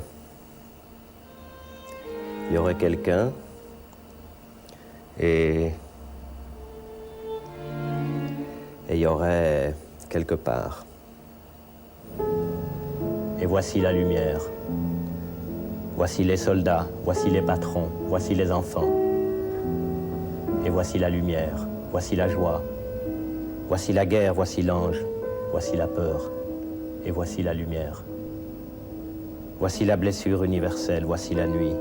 Voici la Vierge, voici la grâce. Et voici la lumière. Et voici la lumière, et voici la lumière. Et voici le brouillard. Et voici l'aventure, et voici la fiction. Et voici le réel. Et voici le documentaire, et voici le mouvement. Et voici le cinéma. Et voici l'image. Et voici le son. Et voici le cinéma. Voici le cinéma, voici le cinéma.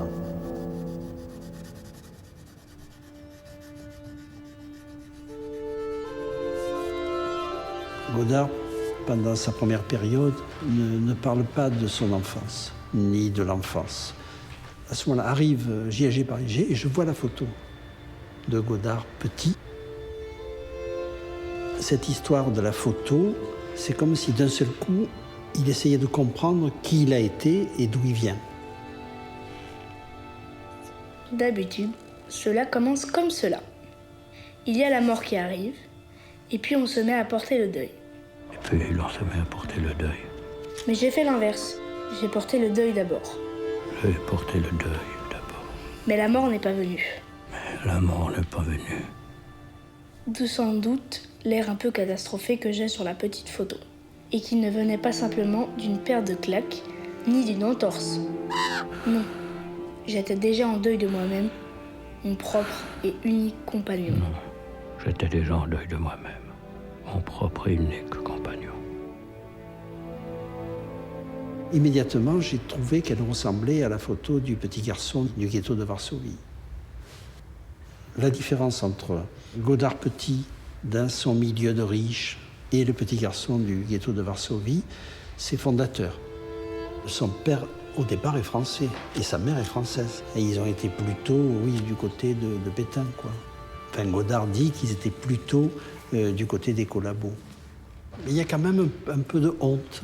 Même s'il y est pour rien, il le dit après, il finira par le dire, il dit « Oui, j'ai été très protégé, et c'est pour ça que j'ai commencé à m'intéresser à l'histoire. C'est comme ça que j'ai cherché des documents. Quand j'étais petit, j'ai rien vu, on m'a rien expliqué, j'ai rien compris. »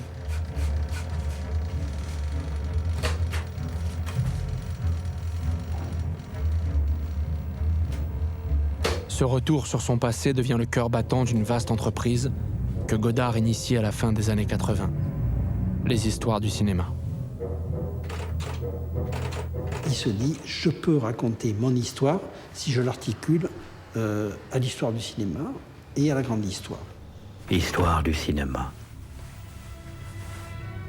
L'archipel du Goulag.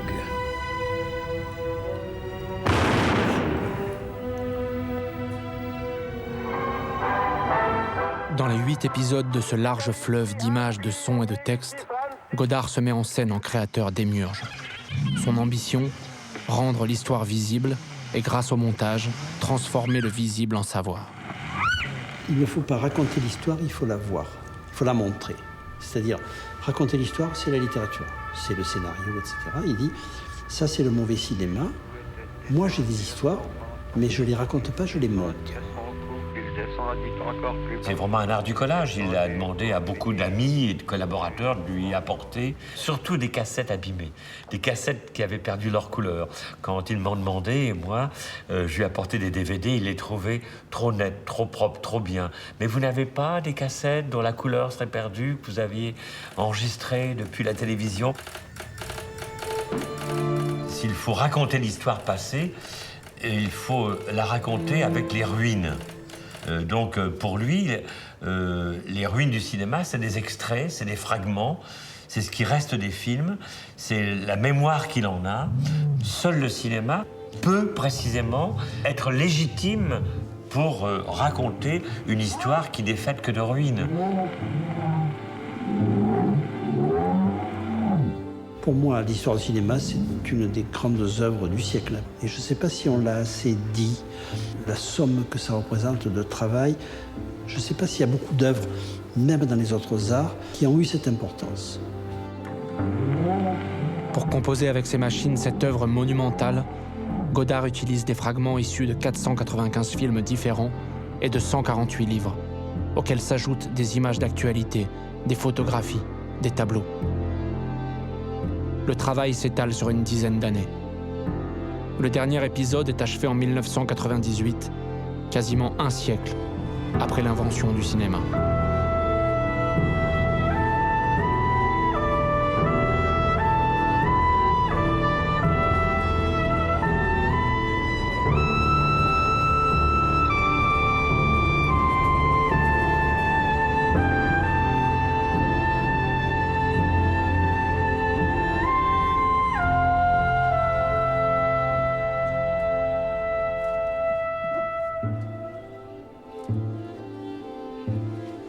Progressivement, Godard va à nouveau disparaître.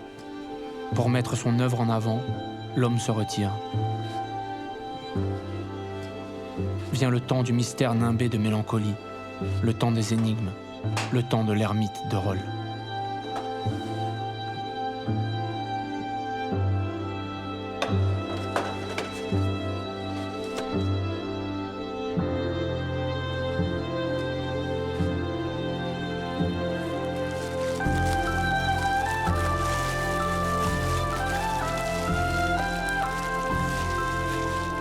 À plus de 80 ans, il se sépare de ses archives, de ses machines, de ses livres, de ses collections de films. À nouveau, il fait table rase de son passé, comme s'il cherchait encore à s'alléger, pour tout recommencer.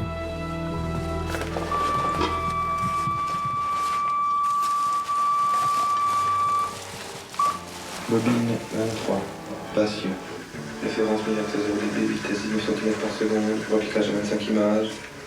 SP8, stéréo. Et même si rien ne devait être comme dans l'avion espéré, cela ne changerait rien à nos espérances. Les espérances resteraient, l'utopie serait nécessaire. Plus tard aussi, les espérances s'embrasseraient de nombreuses fois, étouffées par l'ennemi plus fort. Elles se réveilleraient sans cesse. Et le domaine des espérances serait plus vaste que de notre temps. Il s'étendrait sur tous les continents. Le besoin de contradiction, de résistance ne diminuera jamais. Il s'étendrait comme au passé.